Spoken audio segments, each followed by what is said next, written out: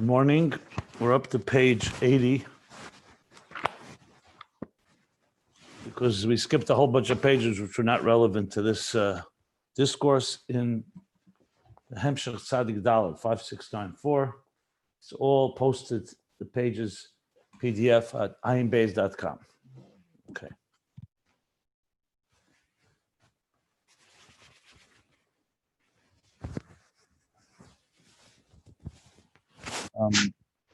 So, to review where we're at, this is all explaining and citing and explaining Hemshech Ayin Beis, volume 2, page 1147 through 1149.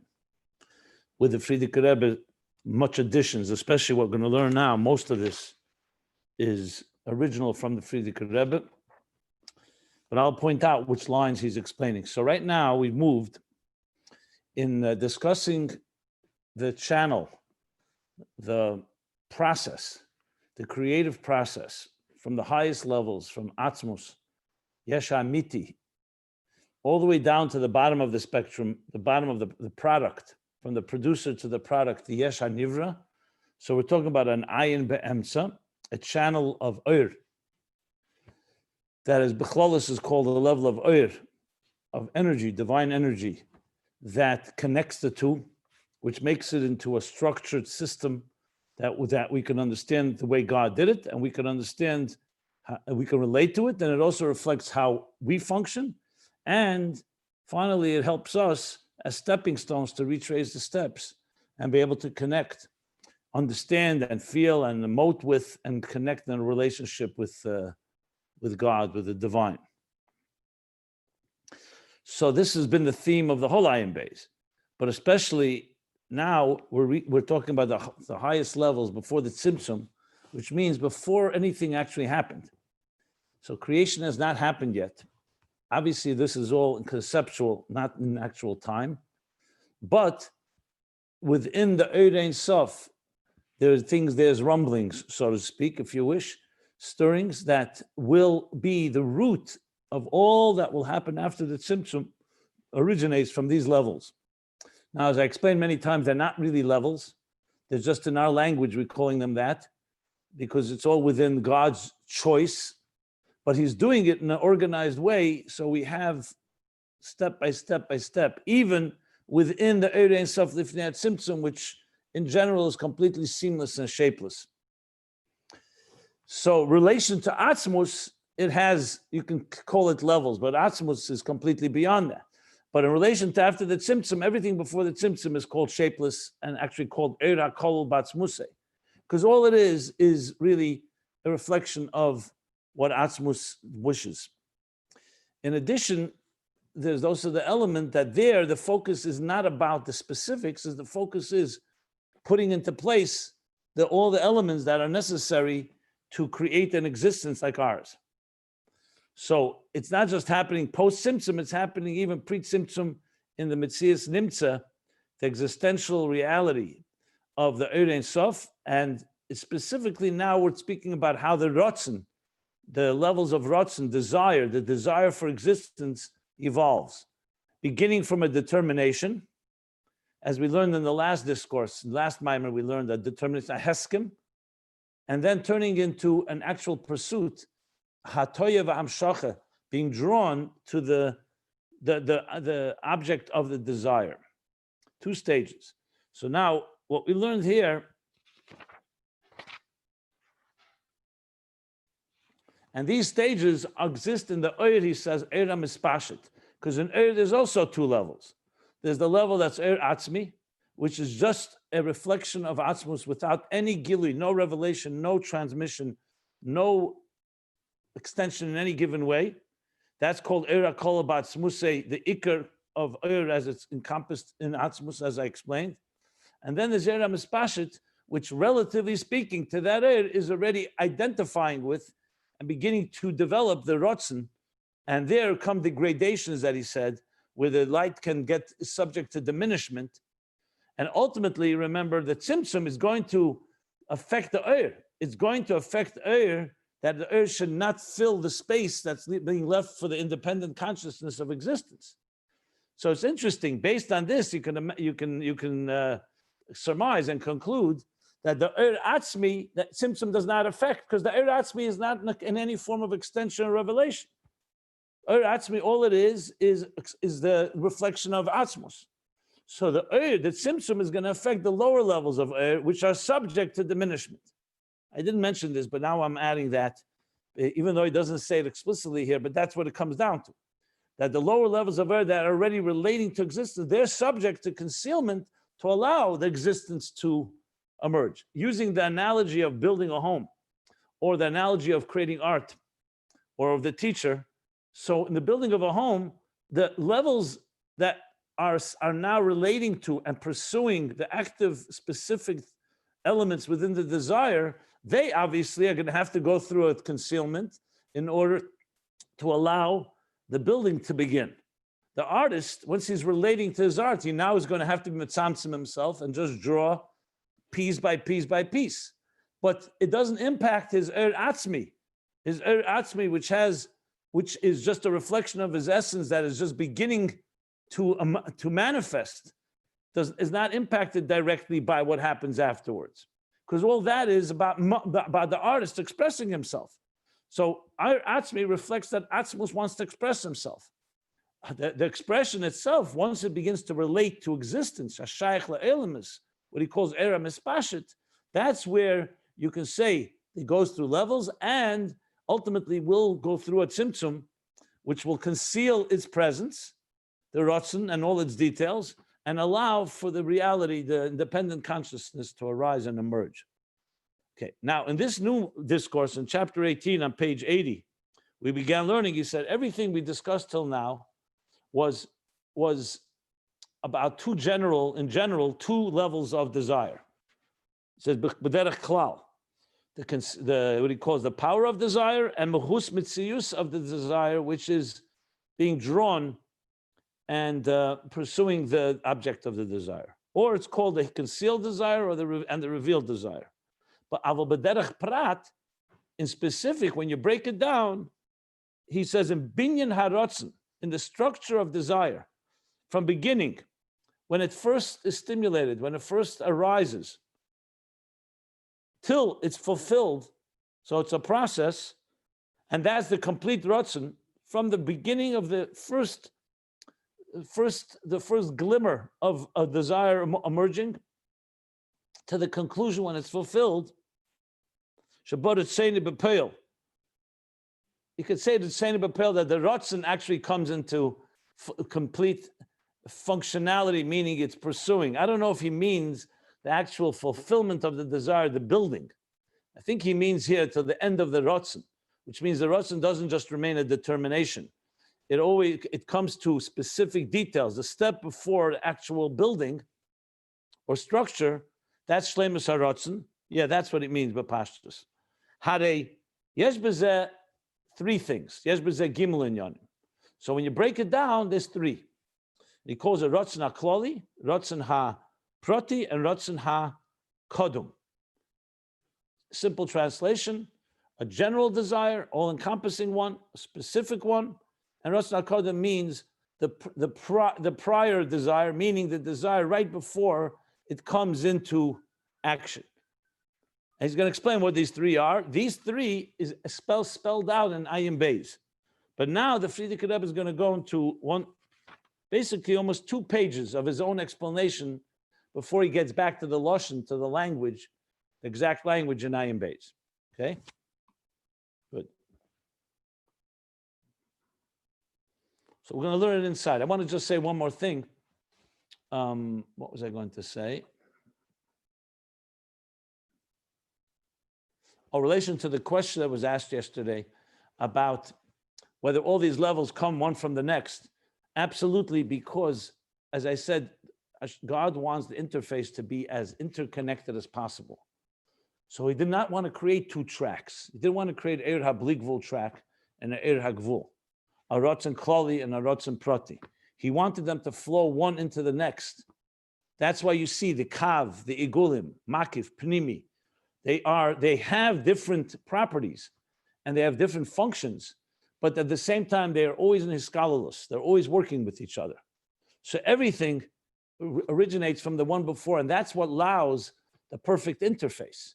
If you think of a good interface, ultimately you want to have a transparent channel from the lowest level all the way to the highest level.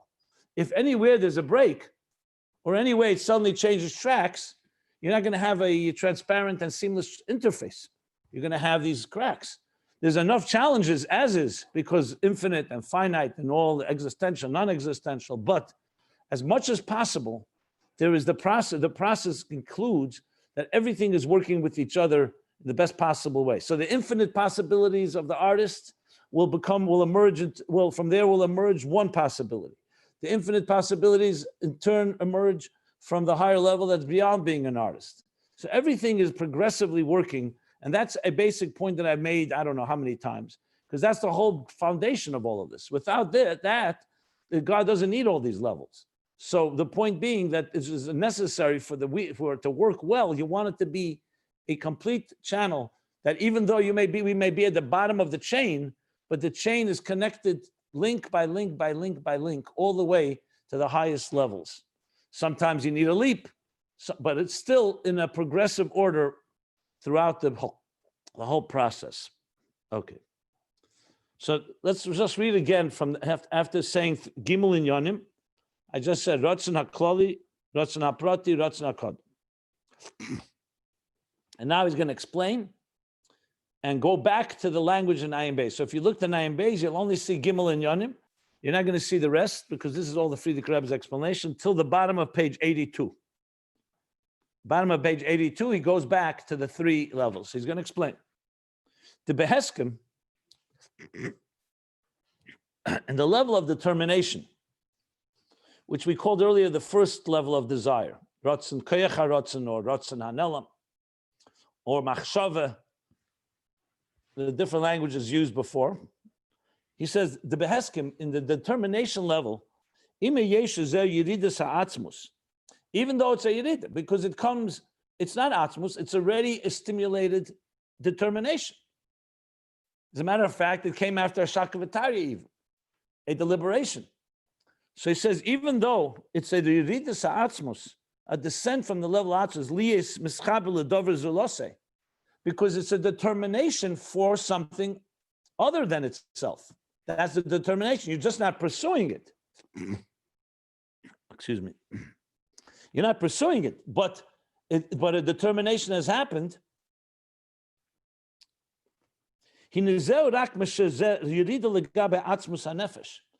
That is only when you say Yerida, you mean compared to the core essence that does not even is predetermination state, the predetermined state, the predetermination state.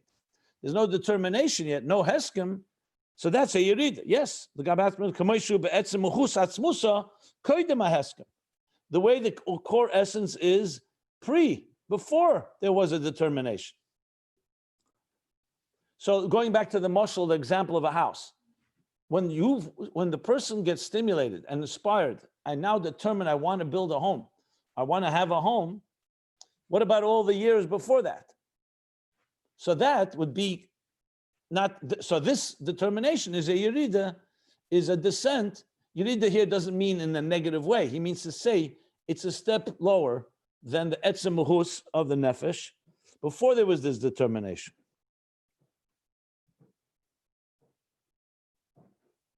On the other hand, even though that's the case, it is a step below the core essence. However,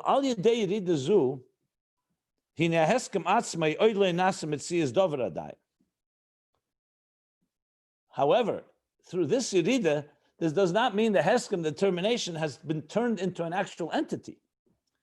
It turned into a determination which is lower than the essence, but it has not become did not becomes anything of substance. It's a desire, general desire, that you're determined to have something. And he explains what he means by emetzias dover. B'tzir mefurit, in a tzir mefurit, in a specific shape and form.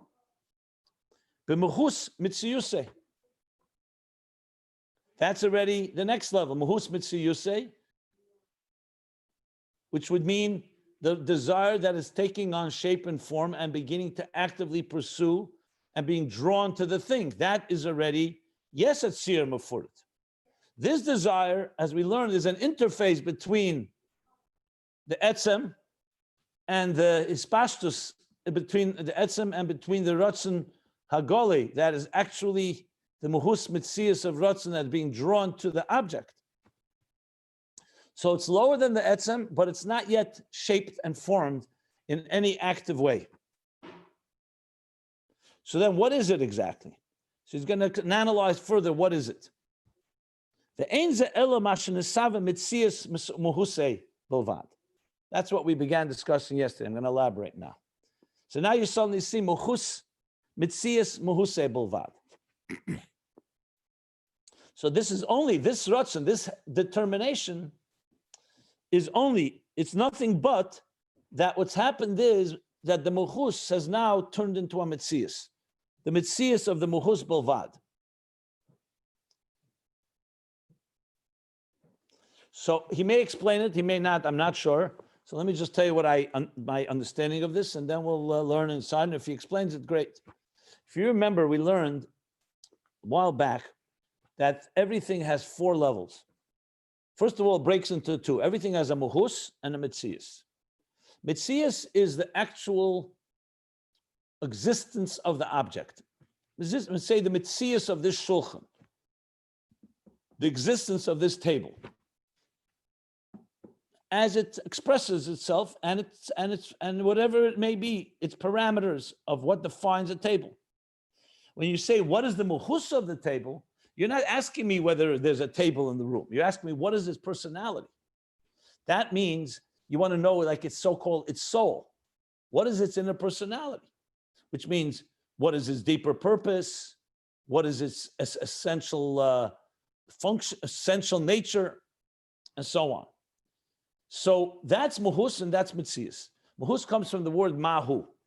Mitzias is the actual thing, and mahus is what is it? So if I say mitzias ha'adam, I know that you exist, whoever it may be, Reuven, Shimon. So Reuven, Shimon, I know Reuven exists, and there's a Shimon, there's another person exists. That's the mitzias.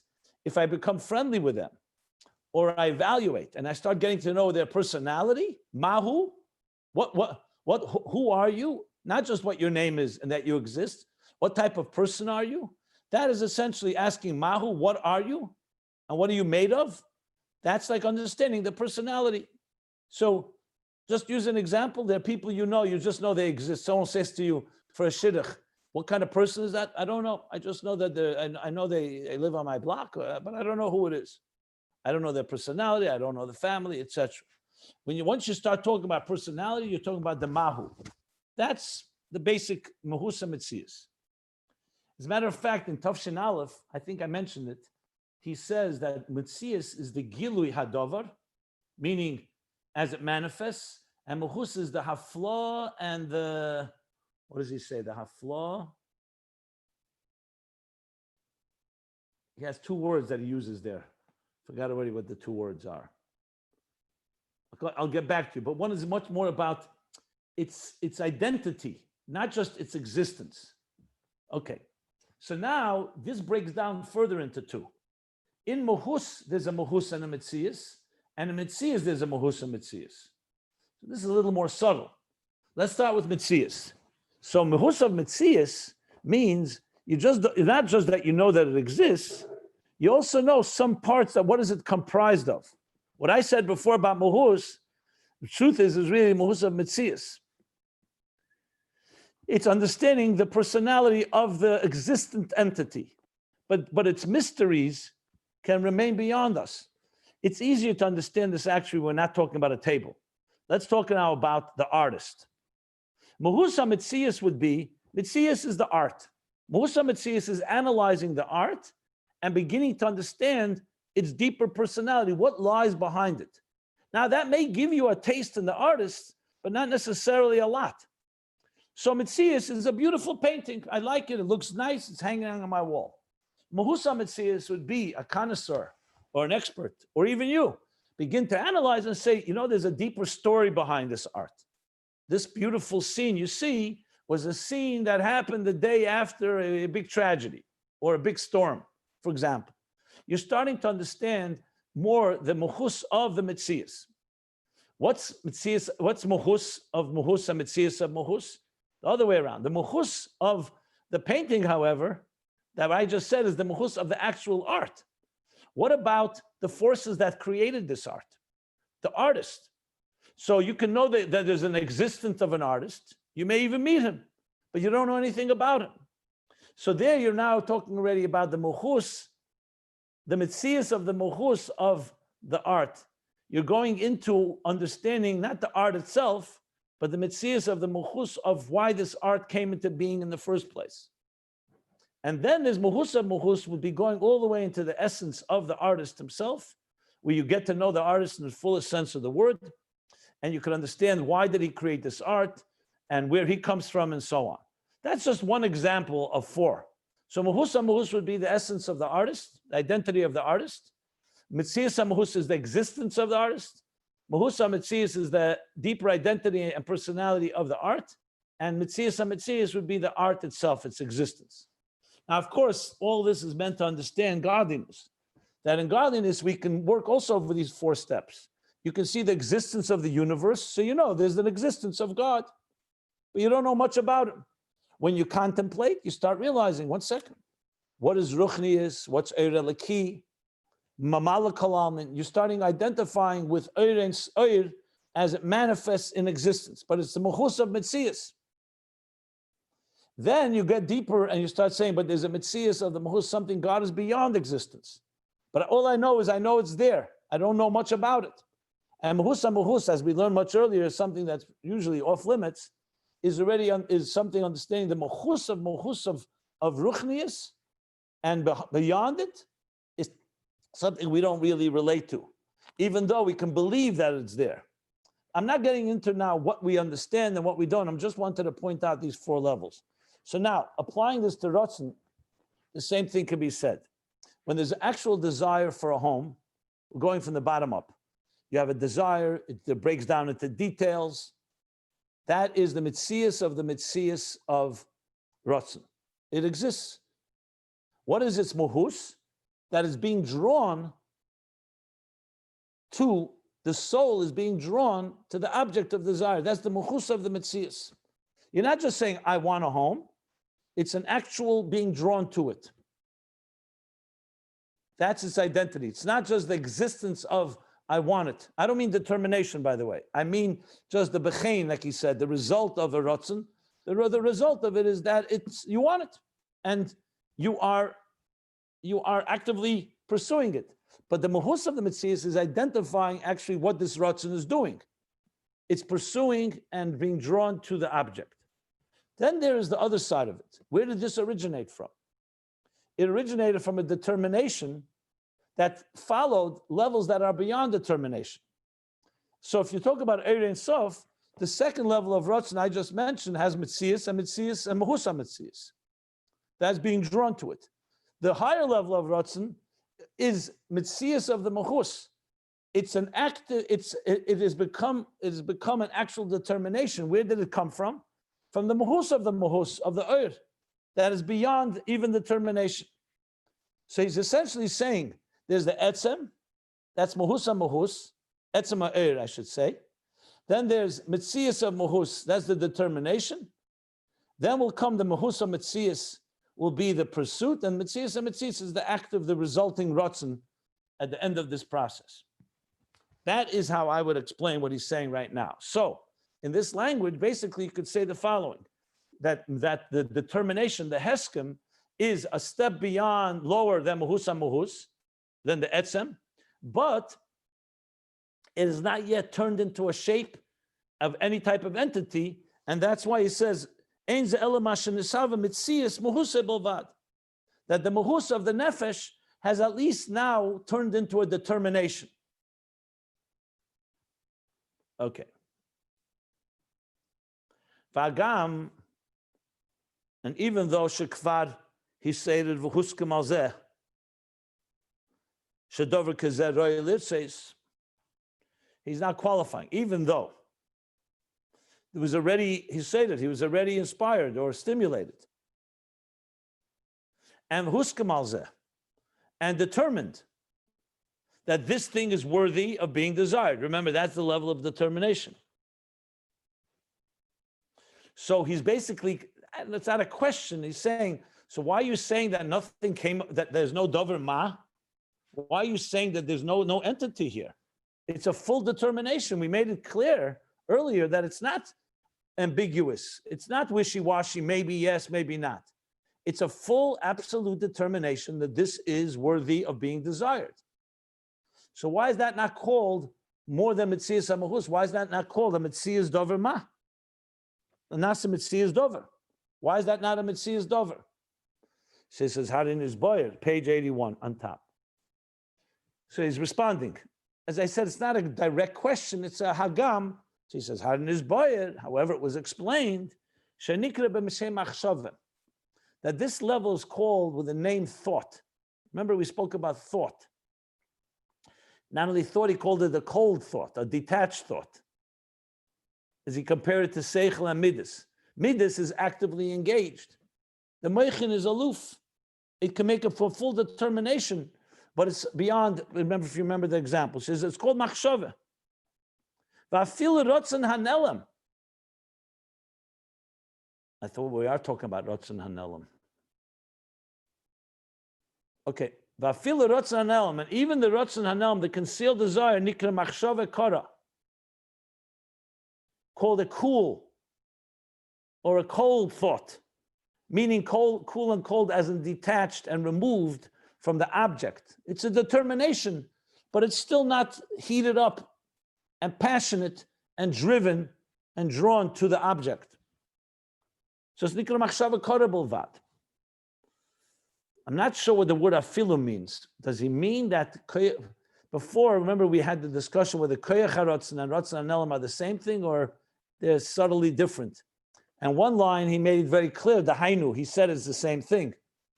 Now when he says afilu rotzen hanelam, I'm starting to think that maybe there is a little subtle distance. So he's saying that even not koyach harotzen is for sure like machshava, but even the rotzen hanelam, he's saying it's still only a machshava kar. Not sure how would, or he just means afilu. It doesn't necessarily mean it as qualifying anything. Maybe he's just saying that that this heskem, the determination,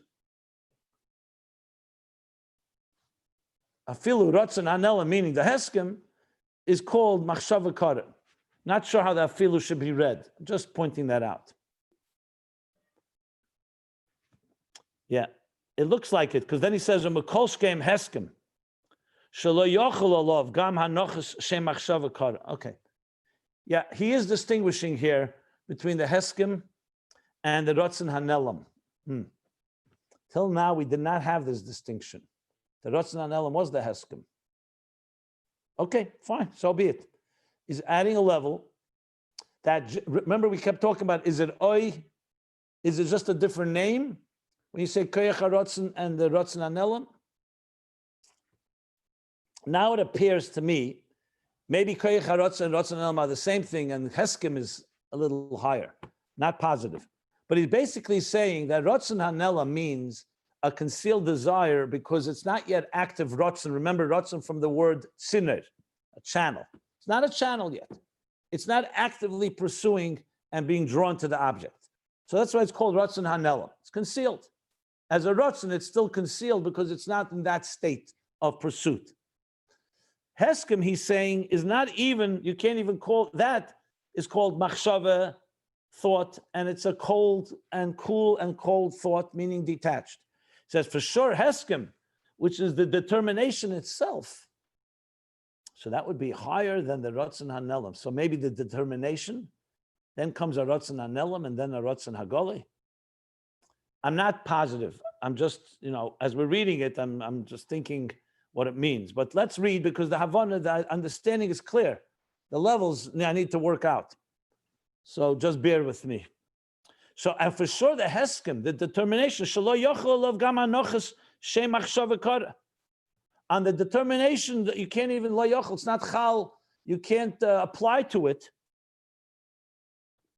Even the hanochas, interesting word, hanocha Shem, you can't place on it. You can't apply and place the name machshava, kara. Kim Shem machshava. You can't call it a cool thought. Rather, you can only call it a thought. This is very classic Frierdiker Rebbe, very abstract,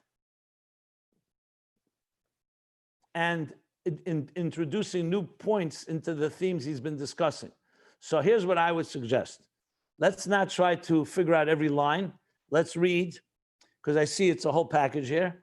Let's read it, and we'll go back. So if there's a line that's not understood yet, just be patient. I'm also being patient. I'm not going to explain every line because I see this is developing. But so far what he said is that though that there's the level of Ratzon that is Metzias and Mehusa Metzias, that's already an active desire. The desire of the level of determination and the level of Ratzon Anelam, you cannot call them, like he says, you can't call it a Metzias Dover. You can't call it an existing entity. Even though it's a total determination, like he said, Hagam, but nevertheless, it's called machshava. Now, machshava is broken two levels. One, machshava kara, which would be apply, that Ratzon Anelam is called a cool thought, meaning detached. And for sure, the heskim, you can't even call it, you can only call it thought. Now, what's the difference between a thought and a cool thought? I'm not positive. So let me just read on, and then we'll go back. So just bear. The intention, because the intention in this is lishlel, it's coming to negate she'ein rotzen adayin. Why are we calling it machshava kara? It's coming to negate that it's not a desire yet. Because the inspiration that brought the determination was only that it's worthy of being desired. He's now focusing on the word worthy of being desired. In other words, you desire a desire, in a way. But it's not an active state of desire, because active state of desire has to pursue something. If you remember, he said, Mohus Mitzias of Ratzon is Hatoya V'amshocha. If someone says to you, I want something, and you ask them, so what are you doing about it? And you say nothing. So you can call it a heskim. You can call it a machshava. You can call it a Ratzon Anelam, but you can't call it an active Ratzon, because you're not doing anything to pursue it. So is it the root of desire? Yes. But he's saying clearly it's coming to negate. It's not a desire yet. We learned this earlier when he spoke about Ratzon from the word sinner. That's why he's giving the name machshava. Because machshava means essentially a sheina machshava. It's a nice thought. It's a good thought. It's a determined thought. But it's not lei litzes bepeil. It's not an active thought. And if a thought is not active, not if a thought. If a desire is not active, then it's not called Ratzon. That's what he's saying here. The reason we use the name Ratzon is because it's the root of Ratzon, it's the source of Ratzon, it's the reveal, hidden Ratzon. So we discussed why he's calling it Ratzon. But it's not the Ratzon that what we call Ratzon, meaning that it needs to pursue, as he spoke earlier, sinner. It needs to be an active channel. V'im kain, ha'heskim hu rak hascholos haratzon kloli bilvad. So based on this, the heskim, the determination, is only the beginning of a general desire. That's all it is. He's not dismissing it, but it's not, you cannot call it substance yet. It's the beginning of a general desire. So now you see, Heskim is the beginning of the Ratzon Klali. Okay.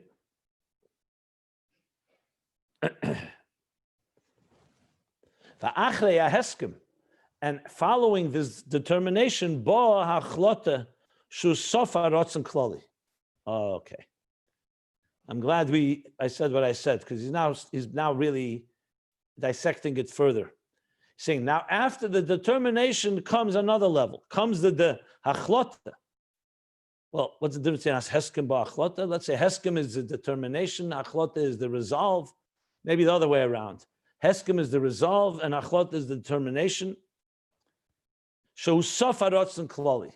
So there's the tchila of rotzen klali and the sof of rotzen klali. I'm halting up. I will soon define how many levels I can figure out here. Let's not go there yet because it's not finished. So basically, there's the beginning process of a general desire, which is called heskim, and then that's followed by achlota, which is the end. Achlota shu sof harotzen klali.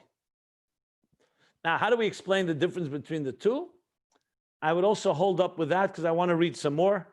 I have some, I could speculate, but I'd rather not speculate. So let's just keep with the words right now.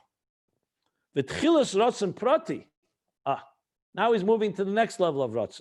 The beginning of a specific desire, not a general desire, I want a home, which now we've discussed has a heskim, a determination, the beginning of the rotzen klali, a resolve, let's say, and then a achlota, decision that this is what I want, which is all general, and we can't call it a lirtzeh b'poel yet. Now comes the beginning of a rotzen prati, shememenu bo rotzen hakodum.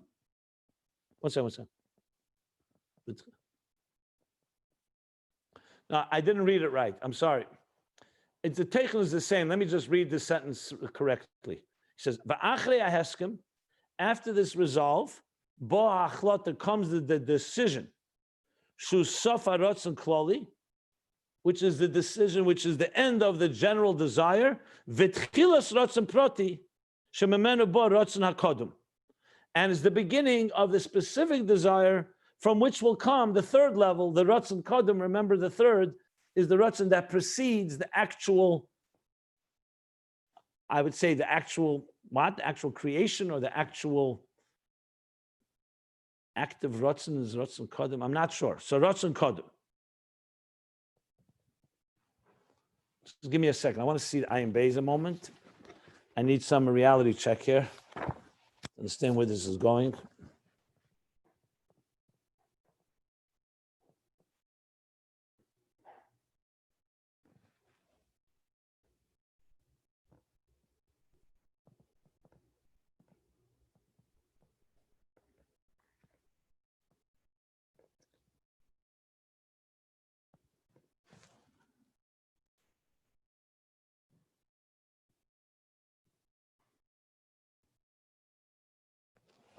Okay.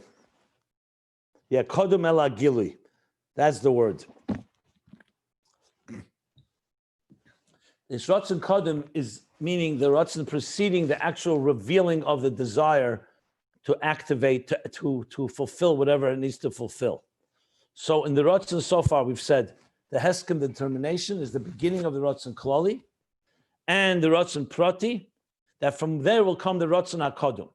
Just to make things a little logical, this is leading to the rotzen kodum is shir atzmei b'koyach. That's where the rotzen already is envisioning and estimating and allocating resources. The rotzen prati is the active pursuit, where it's envisioning details. I'm sorry, the active pursuit of the thing being desired. You're being drawn to it, and the rotzen kloli is the determination that is not yet in any pursuit. That's the three levels. It's important to know because Friedrich Rebbe is now analyzing it all and breaking it down.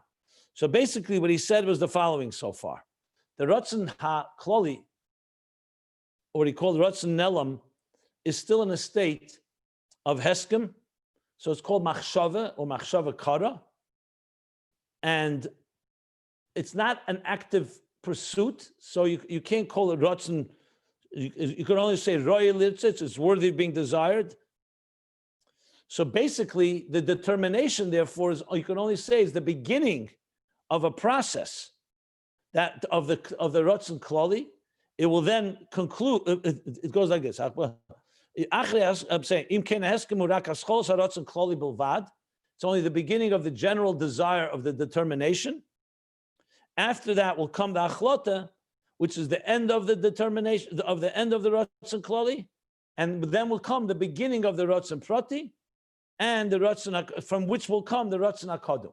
So basically, determination will lead to active pursuit, which will lead to envisioning and allocating resources. That's essentially what he said now. But what do we find from this? That the Ratzon Kloli cannot be called yet a Metzias Dov. It can't be called an active Ratzon yet. That's what he's saying, which means you can't call it Ratzon. Ubeina Heskim V'ha'achlota. Oh boy. And between the Heskim and the Achlota, the resolve and the decision, Yeshna Hashaka V'tarya, comes the deliberation, Shebe Ratzon, within Ratzon, which we learned about earlier. I'll explain in a moment. The Zeu Chemer HaRatzon Prati V'Yesed L'Ratzon HaKodem. This is Chemer HaRatzon Prati. It's the matter, it's the actual substance and matter from which the specific desire is made. And it's the foundation for the Ratzon Kodum, the Ratzon that will be the last stage before you actually go and reveal that desire in action.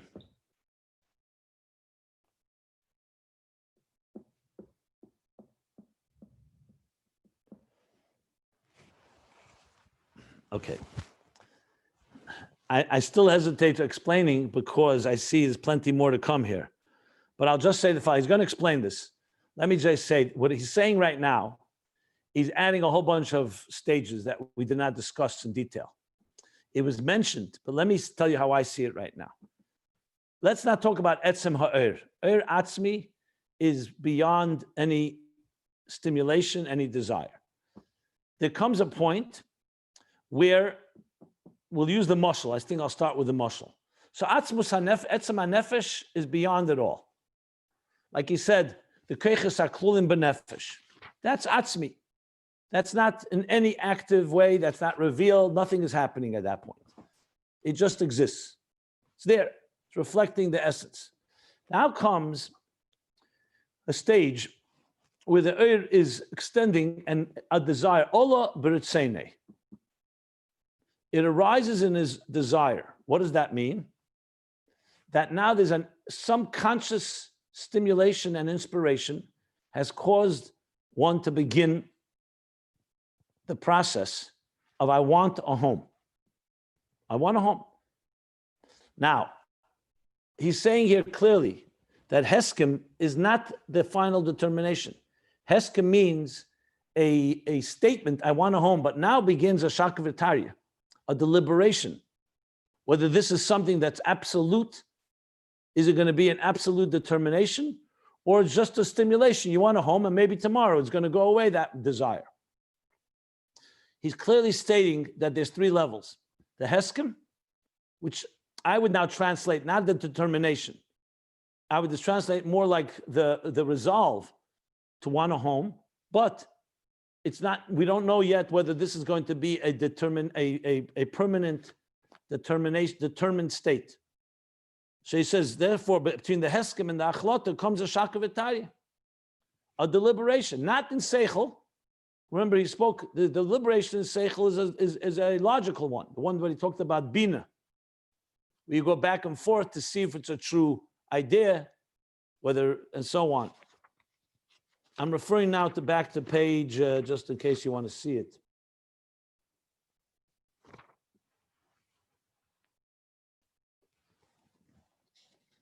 What page was the Shakvitaria?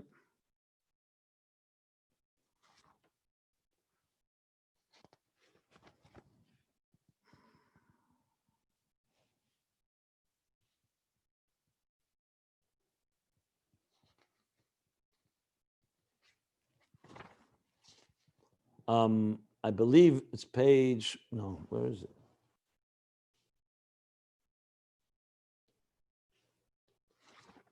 Oh, bottom of page 53 and 54. Yeah. So then comes, after the Shakvitaria that he alluded to earlier, comes a hechlota. This hechlota is now a determination that will not go away. This is not questionable. He's made the determination. It's a final decision. It's not just the beginning of the Ratzon Klali, which is, I am beginning to contemplate now and consider whether it's worthy to want to have a home. That's the beginning of the process. He's calling that a heskim. And then comes a shakavitaria, and after the shakavitaria comes a decision. Yes, it's absolutely worthy to desire. However, it stops there, and it could take years till you actively pursue it. That's what he's saying. And he's defining and saying now.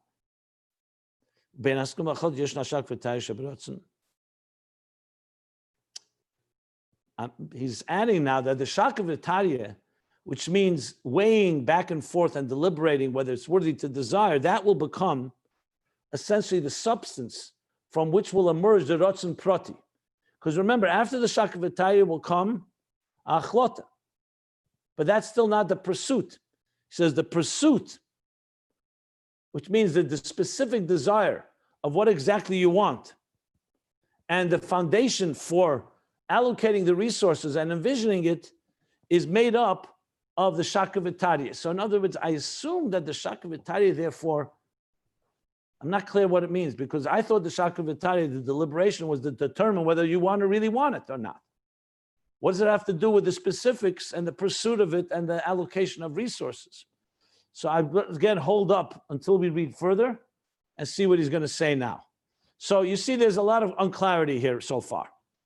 I hope you are following that. But again, be patient. We'll get through it. We'll go back on it. So I'm not sure how the Shakavitaya relates to the later levels of Ratzon, but he's saying that. But it looks like to me he's going to explain it. The Baheskim Shekodim Achlota. This resolve or this decision, not decision, no. A heskim. Heskim means the agreement that you're saying to yourself, I want a home. That's how he is explaining heskim. Before heskim and achlota were working together. Now he's breaking them into two. So heskim, I would have to say, it's almost like you say to yourself, you wake up, I want a home. That's the heskim. But you haven't really deliberated and determined. So he says, a heskim shekodim achlota. This is the beginning of the desire. Meaning, when it first inspired the heskim for a home, or whatever the ratzon is, that comes before you've determined, absolutely determined, shutchilus haratzon klali, which is this level of heskim, the beginning of the process, is the beginning of the general desire, meaning the first level of desire. Shadover kazer roi lirtzis, that this thing is worthy of being desired. She says this heskim that precedes the determination for it, not only is it still distant from any action, from any active function, active process, but furthermore, more than that,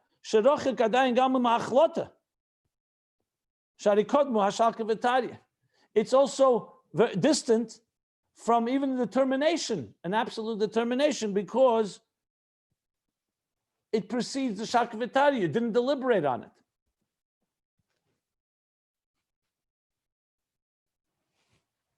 Okay, so basically it comes down to this. There's a stage in life where you don't even think about having a home. Then the thought arises. He's calling that a heskim. But you have not determined for sure, which he's going to explain. The Shakavitari is going to deliberate. Then will come Achlota, and the Achlota is going to lead then to pursue it in the Ratzon Prati. He's saying this level of heskim, remember he asked before the question, Hagam, that something already was stimulated. So how could you say that it is not a metzias? So he's saying not only is it distant from an active Ratzon, it's even distant from a determination that you really want this. And like he explains now. The B'Shakavitaya in this deliberation, in the B'Shakavitaya Zu, in this deliberation, it's possible that you'll come away in the deliberation to be actually counter that thought or that initial desire or agreement to desire. Because that's what you're weighing. You're weighing back and forth. So it actually can be that epech. You can come back and say, you know, I thought I wanted it, and I decided I don't want it. So that means it's not even in a state that you can say it's become a permanent and determined desire. It's even earlier than that. So now he's definitely breaking, as I said, in the levels within the first level of Ratzon Klali. The beginning of the Ratzon Klali and the end, which is in between, is a deliberation about it. V'tama davar, and the reason for this is, v'tama davar hu, and the reason for this, liyes shemeiserus ada heskem, because due from the stimulation or the inspiration to the heskem, to when you begin the process and saying, I want something, uma heskem ada achlota, and from that beginning of saying I want, till the determination that you absolutely want it, and it's absolutely worthy of being wanted, I should say, yochelav zman rav. A lot of time can pass in between these stages. Gam meshech rabish b'shanim, including even many years. So all these things can take many years, not just from a determination to pursuing, which we talked about earlier. He's saying even from the first moments and the first glimmer that you begin to think about, that is this something you want, until you get to the determination that you want.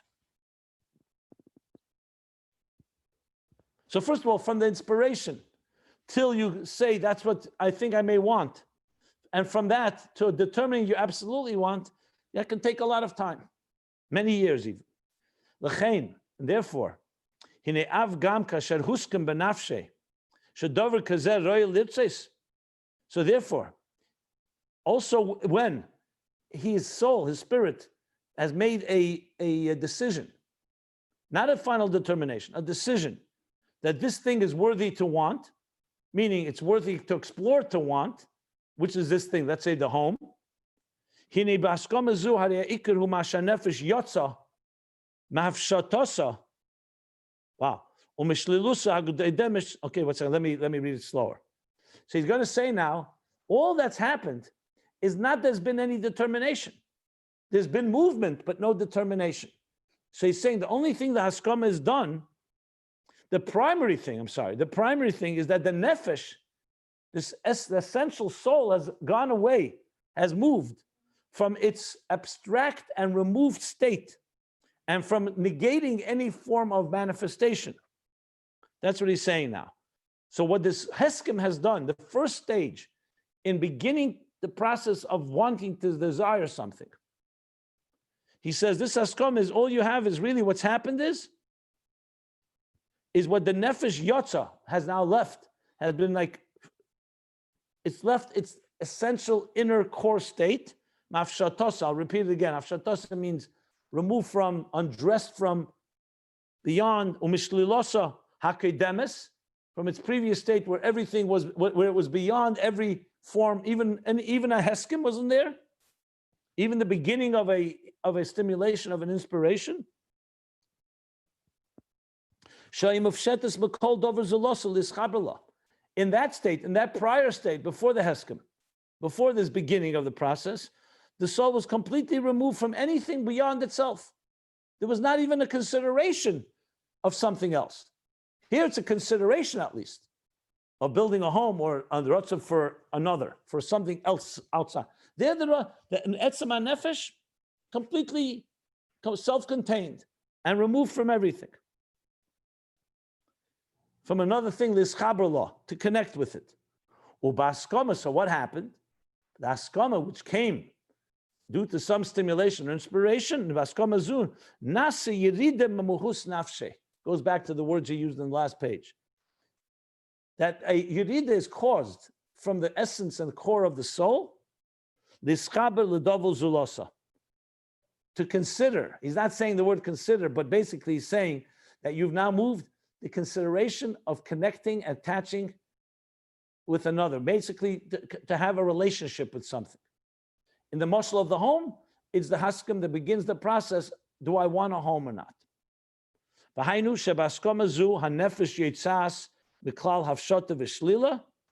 He's repeating this in different words. This means that in this haskama, which is the first glimmer, the first stirring, not achloti yet, there was no shaka v'tari yet, no deliberation. This alone is already what he says. The the nefesh leaves miklal hafshata v'shlila. Again, the word hafshata and shlila. It's leaving the state. You see it. It's coming out of its closet, if you wish. It's coming out of its core essential state.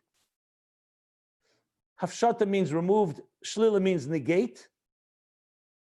Uba l'klal nesinas mokim.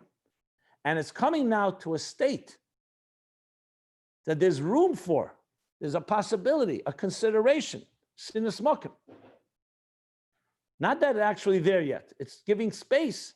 Lahatoyev amshacha l'dover zulasa. To being drawn. To being inclined or being drawn and being pursuing something another. Hare, the inyan haskama, misyaches seser el mayim the matzav hanefesh. This hare. So what does we derive from this? That the haskama, the first initial stirring that you want something, relates more to the mayim of the matzav hanefesh, to the state and the state of the soul. It relates more to the state of the soul than it does to the thing that he is now considering wanting and desiring. So you see here the words I've used all along. You see its role in the interface. Its role is really to reflect the soul here. He's not identifying yet with the object, but it's the beginning. How does the soul begin to relate its first initial stirrings to relate to another? The etzem of the nefesh. Hadidin has come yet. Zeise medes. This means asher beheskem zeh nischadish chidush dover ba nefesh. In this stirring, I'm using now the word stirring because it's just the easiest way. Because heskem doesn't mean hachlata, it doesn't mean full determination. Heskem means I have now agreed. I'm agreeable to considering the building of a home, or desiring something, I should say. Considering a desire. So he says, this heskem, this chadish, chidush dover b'hanefesh. With this heskem, something new, something innovative has now happened in the nefesh.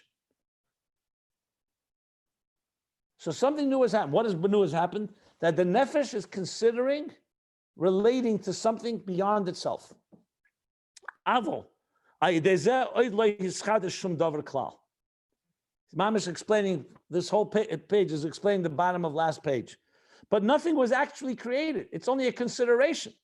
Basically, it's like saying you were in your core essence all the time, and now something has stimulated, something has inspired for you to consider. You're leaving room for desiring something else. But nothing was actually in the schadish, adova. You can't say some entity was in schadish because there's no determination and there's no active desire yet. It's a consideration of a consideration, essentially. So leish schadish shum dover klal. The loy me boy the ein oit shum mitsu. You know what? Oh, no. Okay. I'm going to stop here, but I'll just say what he's going to say in the next few lines. He's going to say that not only don't you have a pursuit of a specific desire, you don't even have a determination that you want, that it's for sure something you desire. It's just a consideration. It still needs a shakavitarya, it still needs a achlota, and then it still needs the ratzon prati, the details and the pursuit, and ultimately it needs the ratzon kodum to actually allocate resources. So you're talking about consideration. It's like someone would come to you with a proposal and say, would you consider this? And you say, maybe. That maybe, a year ago or 2 years ago, you may not even have said maybe. You would say, it's nothing to do with me. I don't relate to this. Now there's at least a maybe. So there's the beginnings of a consideration. Clearly, this is breaking down all the levels we've learned into many more levels. So I'm happy to take some questions, but if the questions are to understand all of this, I would wait till we finish the whole subject matter, and I will try to explain it, but feel free. But we'll stop here. Let me just say here, we'll stop here, middle of page 80.